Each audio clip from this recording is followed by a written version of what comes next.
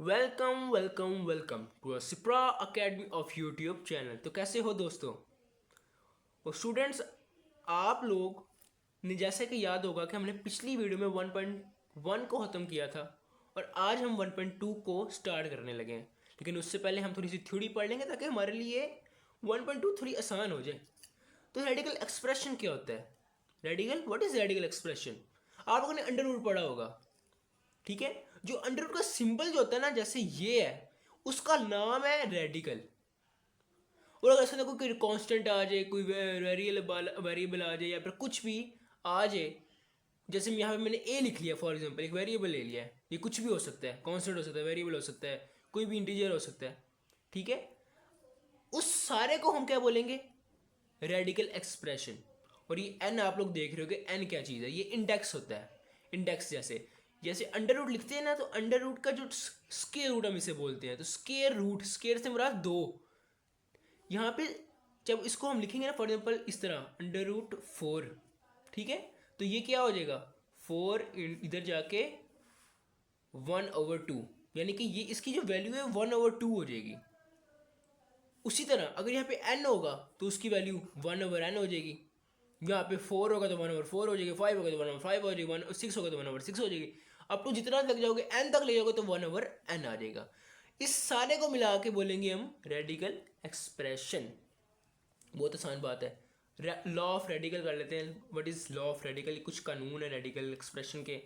देखो, अगर दो रेडिकल या दो रेडिकल एक्सप्रेशन जो या फिर दो नंबर रेडिकल के अंदर मल्टीप्लाई हो रहे हैं और उसकी पावर n है, n उसका इंडेक्स है, तो हम उसको लदा लदा लिख सकते हैं। For example index radical expression a और रेडिकल एक्सप्रेशन b को हम लदा लदा लिख सकते हैं और साथ में उसे मल्टीप्लाई कर देंगे। अगर डिवाइड हो रहा होगा तो उसको जिस तरह उसको मल्टीप्लाई करने के लिए लिखा था उसको को डिवाइड कर देंगे लदा लिख के। यहाँ पे n इंडेक्स होगा, रेडिकल एक्सप्रेशन a लिख के लदा और डिवाइड करके n अंडर रूट b लदा कर देंगे। उसी तरह फॉर एग्जांपल a की पावर m है, यानी कि कांस्टेंट के जो अंदर रेडिकल के अंदर जो लिखा हुआ है, हमने कोई एक्सप्रेशन लिखा हुआ है, उसकी पावर भी कुछ है, तो हम क्या करेंगे? उसको n अंडर रूट ए लिखने के बाद, उसके नाम लिखने के बाद उसकी होल पावर लिख देंगे जो इसकी एक्सप्रेशन की पावर होगी। ये सारी चीज़ें पता लगेंगी जब आपको एग्जाम्पल पता लगेंगे, जब सवाल आएंगे तब आसानी से आप लोगों को हो जाएगा। फॉर एग्जाम्पल अब यहाँ पे n उसका इंडेक्स है और अंडर रूट ए है और उसकी पावर, होल की पावर भी n ही आ गई है। तो n क्या होता है? 1/n। और बार क्या है? n। तो n कट गया। फॉर एग्जाम्पल अंडर रूट 2/2 है, ठीक है। तो ये क्या? 2 1/2, ऊपर भी उसका ये है ना, तो 2, ये तो 2 गया तो आंसर क्या आ गया? 2। तो ये खाली कांस्टेंट रह जाएगा। अब लॉ ऑफ इंडिसाइज, तो अगर दो नंबर या दो कांस्टेंट जिनकी पावर सेम बेस है, जिनकी बेस सेम है और पावर डिफरेंट है, तो हम क्या करेंगे? उसकी बेस को लिखेंगे और पावर को जमा करवा देंगे जब वो मल्टीप्लाई हो रहा होगा। अगर तो एक बेस है, उसकी पावर m है और उसकी होल पावर n है, यानी कि कोई फॉर एग्जाम्पल a/3 है और ऊपर से 2 है, तो इन दोनों को मल्टीप्लाई करा देंगे, ये उसी तरह रहेगा, a उसी तरह और 3 2s are 6, इन दोनों को हमने मल्टीप्लाई करा दिया।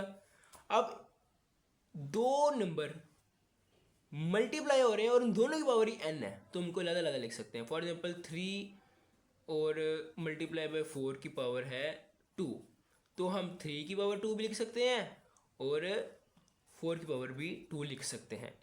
अगर दो नंबर डिवाइड हो रहे होंगे और उनकी पावर n है, सेम पावर है उनकी, तो उनको पावर को हम डिवाइड भी करवा सकते हैं, उनकी अलग अलग पावर देख, जैसे हमने यहाँ पे अलग अलग मल्टीप्लाई में दिया, उसी तरह अलग अलग में डिवाइड में दे देंगे। यहाँ पे 3/4 आ जाएगी और यहाँ पे 4 की पावर, यहाँ पे 3/2 आ जाएगी और यहाँ पे भी 4/2 आ जाएगी। इस तरह अगर दो डिवाइड हो रहे होंगे और उनकी अलग अलग पावर है, तो यहाँ पे देखो ना, अलग अलग यहाँ मल्टीप्लाई हो रहे थे और अलग अलग पावर थी, यहाँ पे डिवाइड हो रहे हैं, अलग अलग पावर है, यहाँ पे हमने प्लस करा दिया था, यहाँ पे हम माइनस करा देंगे। और अगर ये बहुत इंपॉर्टेंट नोट है, ये चीज़ तुम लोग ना याद रखो, ये बहुत इंपॉर्टेंट नोट है। किसी भी नंबर की पावर अगर ज़ीरो आ जाती है ना, वो इज इक्वल टू 1 होता है। किसी भी नंबर की वैल्यू, कोई भी नंबर है उसकी पावर 0 आ गई है ना, वो 1 के बराबर होगा। 1 की पावर 0 होगी तो वो भी 1 के बराबर होगा। 2 की पावर 0 होगी वो भी 1 के बराबर होगा। 3 की पावर 0 होगी वो भी 1 के बराबर होगा। कोई भी किसी भी नंबर की पावर 0 होगी तो वो 1 के बराबर होगा। अच्छा जी, तो आगे पढ़ने लगे हैं सर्ड। सर्ड क्या होता है? Irrational radical with rational radicand. जो अंदर होता है उससे रेडिकेंड कहते हैं, और जो ऊपर ये मैंने बताया रेडिकल होता है, जो ये सिंबल होता है ये वाला। अच्छा, वो क्या बोल रहा है सर्ड क्या होगा? What is surd? वो कह रहा है irrational radical with rational radicand is called surd. यानी कि एक्सप्रेशन के अंदर जो रेडिकल के अंदर होगा वो रैशनल होना चाहिए। तो अगर वो रैशनल हुआ तो उसे हम सर्ड बोलेंगे। समझ रहे हो तुम लोग? रेडिकल के अंदर इरेशनल रेडिकल जो यार अंडर रूट तो हो गई ना, इरेशनल रेडिकल उसके अंदर, यानी कि कोई भी रेडिकल है उसके अंदर उसके एक्सप्रेशन को जो जिसे हम रेडिकेंड बोलते हैं वो रैशनल होना चाहिए। उसे हम पी और क्यू की फॉर्म में लिख सकें। अब 5 को पी और क्यू की फॉर्म में लिख सकते हैं, 5 और 1 हो गया। लेकिन देखो, जैसे कि ये एग्जाम्पल देके समझाया गया है कि पाए पाए क्या है? इरेशनल है, वो रेडिकेंड इरेशनल बना हुआ है। सर्ड के लिए रैशनल होना चाहिए जबकि ये इरेशनल है, ई इरेशनल है, तो ये सर्ड की फॉर्म में नहीं आएंगे, सर्ड की पहचान में नहीं आएंगे। सर्ड की पहचान में वही आएगा जो रेडिकल होगा रैशनल। अब उसकी कुछ टाइप्स हैं, 3 टाइप्स हैं इसकी, बहुत आसान टाइप्स हैं। Monomial surd. मोनोमियल सर्ड क्या होता है कि यार एक सिंगल टर्म, यानी कि अगर एक लिखा हुआ है ना एक, तो उसे मोनोमियल सर्ड बोल देंगे। यानी कि एक इरेशनल रेडिकल है, उसके अंदर रैशनल रेडिकेंट है, एक ही है, वो अलग है, सिंपल है, सिंगल है, तो उसे मोनोमियल बोल देंगे। ठीक है। बाइनोमियल सर्ड क्या होता है? यानी कि यार दो मोनोमियल को जमा कर दो, यानी कि दो सर्ड को जमा कर दो, सिंगल सर्ड जो है उस जो मोनोमियल कहलाता है, सिंगल टर्म को दो दो मोनोमियल को जमा कर दोगे तो वो बाइनोमियल हो जाएगा। फॉर एग्जांपल, एक ये है एक ये है, इन दोनों को जमा कर दो तो ये बाइनोमियल बन जाएगा। दो की चीज़ बाइनोमियल, सिंगल, मोनोमियल, और तीसरी नाम है कॉन्जुगेट। वो आसान बात है, ये तफसील से बताऊंगा तो वीडियो की लेंथ काफ़ी लंबी हो जाएगी।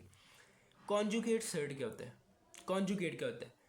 दो जो बाइनोमियल है उसका क्या डेफिनेशन थी? दो मोनोमियल की जमा को, यानी कि sum of two binomial surd is called binomial surd. यानी कि इस ये मोनोमियल हो गया, एक ये मोनोमियल हो गया, इन दोनों को जमा कर दिया तो ये बाइनोमियल बन गया। उसी तरह दरमियान में जब इसको प्लस होगा ना, तो अगर उसको माइनस का कर देंगे ना तो वो उसका कॉन्जुगेट होगा। जैसे ये एक्स है, ये एक मोनोमियल है ना, अगर उसका जो दरमियान में प्लस हो रहा है तो अगर माइनस के साथ हम कर देंगे तो ये एक्सप्रेशन ये इसका कॉन्जुगेट है, और ये इसका कॉन्जुगेट है, ये एक दूसरे कॉन्जुगेट है। साइन अपोजिट है ना, दरमियान अगर प्लस हो रहा है तो माइनस हो, यहाँ माइनस हो रहा है, यहाँ माइनस हो रहा है तो वहाँ प्लस हो रहा है, इसलिए ये एक दूसरे के कॉन्जुगेट है। कॉन्जुगेट एक को हम जिसमें प्लस आएगा उसको हम z से रिप्रेजेंट कर देंगे, और जिसमें माइनस आएगा उसको z बार से रिप्रेजेंट कर देंगे, क्योंकि ये उस अगले का कॉन्जुगेट है। आई होप आप लोगों को समझ आया होगा। आगे हम बढ़ते हैं 1.2 के लिए। अच्छा जी, तो भाई अब 1.2 स्टार्ट करते हैं। थोड़े मुश्किल सवाल ज़रूर होंगे, लेकिन आप लोगों ने बस दिमाग खोल के बैठना है। बहुत आसान बना दूंगा, बहुत मज़े से समझा दूंगा तुम लोगों को। बस थोड़ी सी अपने साथ कॉपी वगैरह रख लिया करो, इंपॉर्टेंट चीज़ें बता रहा हूँ ना वो नोट कर लिया करो, ताकि तुम लोग को बाद में आसानी हो। मैथ करने से आएगा, तुम लोग अगर वीडियो देख लोगे और फिर बोलोगे यार पेपर से एक दिन पहले वीडियो दोबारा देख लूँगा, तो तुम लोग गए काम से। अच्छा, रैशनलाइज द डिनोमिनेटर। पहला सवाल है rationalise the denominator. What is denominator? Denominator होता है बटे के नीचे वाली एक्सप्रेशन को कहते हैं ऊपर वाला न्यूमिनेटर, नीचे वाला डिनोमिनेटर। ऊपर वाले बटे से ऊपर कुछ भी होगा, कुछ भी होगा, 2000 चीज़ें आ जाएं वो सारी न्यूमिनेटर को कहलाएंगी, और बटे से नीचे 5 लाख चीज़ें भी आ जाए ना वो डिनोमिनेटर खिलाएंगे। समझ रहे हो? बटे से ऊपर न्यूमिनेटर, बटे से नीचे डिनोमिनेटर। अच्छा, अब वो कह रहा है कि इसको रैशनलाइज करो डिनोमिनेटर को, यानी कि नीचे ना बटा अंडर रूट ना आए, एक्सप्रेशन आ जाए कुछ भी आ जाए लेकिन बटा ना आए, डिनोमिनेटर में बटा ना आए, रेडिकल एक्सप्रेशन ना आए। तो हमने क्या करना है, जैसे कि उन्होंने बोला है कॉन्जुगेट क्या होता है, यानी कि इसका साइन उसका ऑपोजिट। ठीक है, तो हम क्या करेंगे, इसके कॉन्जुगेट से ना उससे मल्टीप्लाई करा देंगे। यहाँ पे प्लस है तो वहाँ पे अगले में माइनस हो जाएगा। जैसे यहाँ 13/4 प्लस अंडर रूट 3 उसी तरह रहेगा, उसके कॉन्जुगेट से मल्टीप्लाई करा देंगे। यहाँ प्लस आ रहा है तो यहाँ माइनस और साथ में मल्टीप्लाई करा देंगे। 4 minus under root 3 divide by 4 minus under root 3, ऊपर नीचे दोनों तरफ मल्टीप्लाई डिवाइड करेंगे, ताकि ये मैथ का रूल होता है। सिर्फ आप ये नहीं कह सकते कि एक तरफ मल्टीप्लाई करा दिया और वो छोड़ दो, बोलो हाँ भाई 4/3 लिखा हुआ है, उसे यार आपने कराना है तो आप बोलते यार मैं 3 से मल्टीप्लाई करा दूँ। नहीं, आपको 3 से मल्टीप्लाई भी कराना पड़ेगा, 3 से मल्टीप्लाई भी कराना पड़ेगा। उसी तरह कॉन्जुगेट को मल्टीप्लाई भी कराना पड़ेगा, डिवाइड भी कराना पड़ेगा। अब क्या होगा, इसको इससे मल्टीप्लाई करा दो, इसको इससे मल्टीप्लाई करा दो, 13/4 माइनस अंडर रूट 3, और इसका ये तुम लोग गौर से देखो तो ये फार्मूला बन गया। ये देखो, ये 4 माइनस अंडर रूट 3, इसका स्केयर, इसका स्केयर, दरमियान में माइनस, 4 का स्केयर, अंडर रूट 3 का स्केयर, दरमियान में माइनस। उसी तरह 4 का स्केयर, 3 का स्केयर, दरमियान में माइनस। अब क्या होगा, यहाँ से ये कट जाएगा, 4 का स्केयर 16 हो गया, ये 2 और ये अंडर रूट स्केयर कटा तो ये 3 रह गया। 13 और 4 माइनस अंडर रूट 3 उसी तरह फिलहाल उसी तरह रखो, क्योंकि हम फिलहाल नीचे वाले को जितना आसान करने की कोशिश करेंगे, क्योंकि वो देखो ना अभी तुम लोग बताऊँगा। 13/4 माइनस अंडर रूट 3 ये क्या बन गया, 16 माइनस 3 13, और ये भी कट गया, तो 4 माइनस अंडर रूट 3 हमारा आंसर आ गया। हमने डिनोमिनेटर को रैशनलाइज कर दिया है, उसका बटे वाली फॉर्म में ख़त्म कर दिया है। ठीक है ना, नीचे 1 तो रहेगा ना, ठीक है ना, नीचे कुछ आ जाए लेकिन बटा ना आए। नेक्स्ट क्वेश्चन की तरफ चलते हैं। बहुत आसान सवाल है, बस तुम लोगों ने दिमाग खोल के बैठना है। अब देखो क्या हो रहा है, वही ना, हमने डिनोमिनेटर नीचे ऊपर बेशक रेडिकल हो ना हो हमें उससे फ़र्क नहीं पड़ता, डिनोमिनेटर का उसने कहा हमें डिनोमिनेटर ख़त्म करना है। उसी तरह ये सवाल आ गया under root 2 plus under root 5 over under root 3।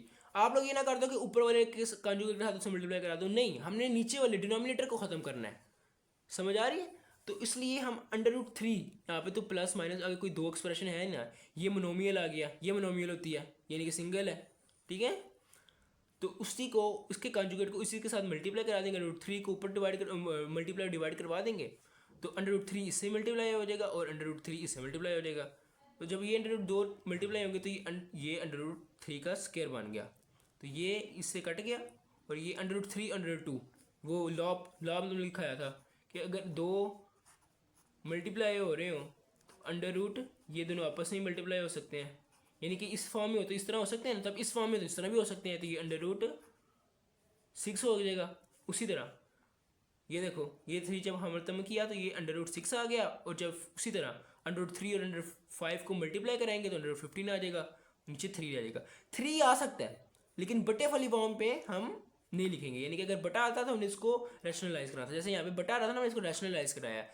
बटे के बगैर क्या नाम है, अंडर रूट के बगैर, सॉरी, अंडर रूट वाली फॉर्म लेनी चाहिए, बटा बेशक आ जाए, बटे के अंदर कुछ ना हो, या बटे वाली फॉर्म ना हो, ये रॉन्ग है, ये ठीक है।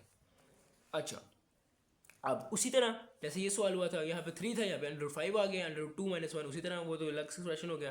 तो अंडर रूट 5 से मल्टीप्लाई कराएंगे, इसको इससे मल्टीप्लाई कराएंगे, ये इससे कट जाएगा, यहाँ पे 5 रह जाएगा, और इसको मल्टीप्लाई कराएंगे तो अंडर रूट 10 और अंडर रूट 5 आ जाएगा, ये भी हो गया। अच्छा जी, तो अब चलते हैं क्वेश्चन नंबर 4 की तरफ। तो यहाँ पे क्या है, 6 minus 4 under root 2, 6 plus 4 under root 2।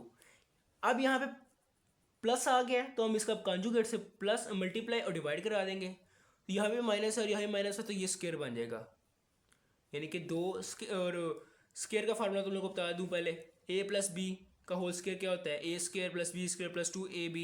अगर यहाँ माइनस आ जाए तो ए माइनस बी का होल स्केयर हो तो a square plus b square minus 2ab। याद रखो हमेशा ए स्केयर और बी स्केयर के साथ हमेशा जो साइन है वो पॉजिटिव रहेगा, और माइनस यहाँ पे डिपेंड करता है, जब माइनस आएगा तो वो आएगा 2 के साथ, और अगर पॉजिटिव होगा तो वो तो सारा पॉजिटिव ही रहेगा।